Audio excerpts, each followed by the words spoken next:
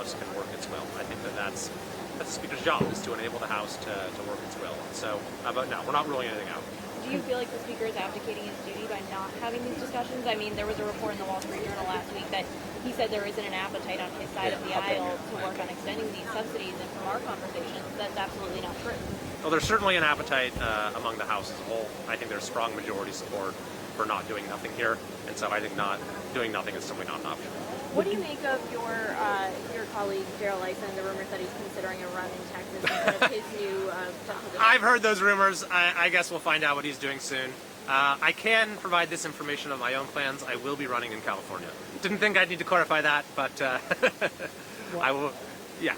I was just going to ask you about what's happening here in the House. Why do you think there's just so much frustration with what's happening among the House Republicans right now and with the Speaker's handling of the agenda?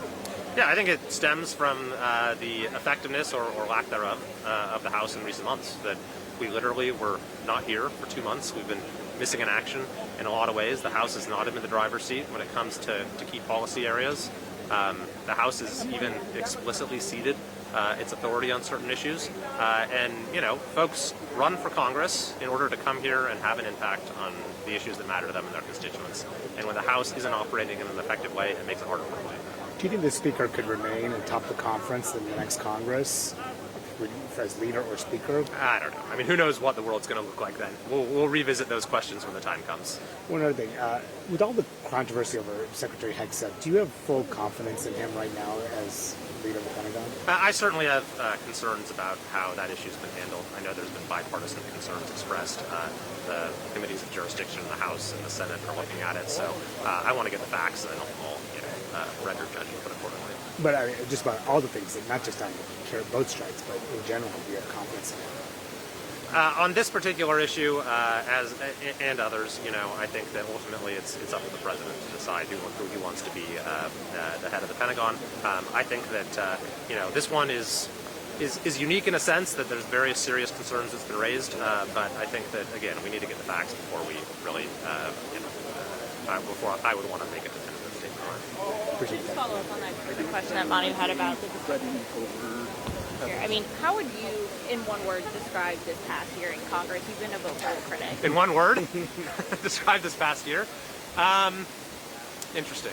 Does that work? Yeah, I mean, I guess. It's not very descriptive, Yeah. right? I guess so.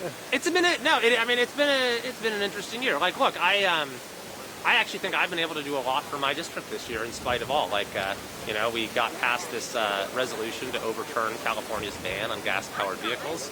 We got the funding for high-speed rail in California cut off, which is a disaster. In my district, we got a $22 million grant to clear up one of the biggest traffic mess that we have in our area.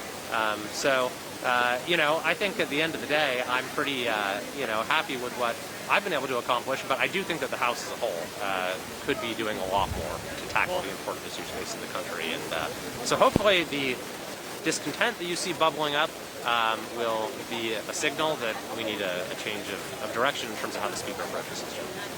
Thanks so much. I appreciate it. Good to see you.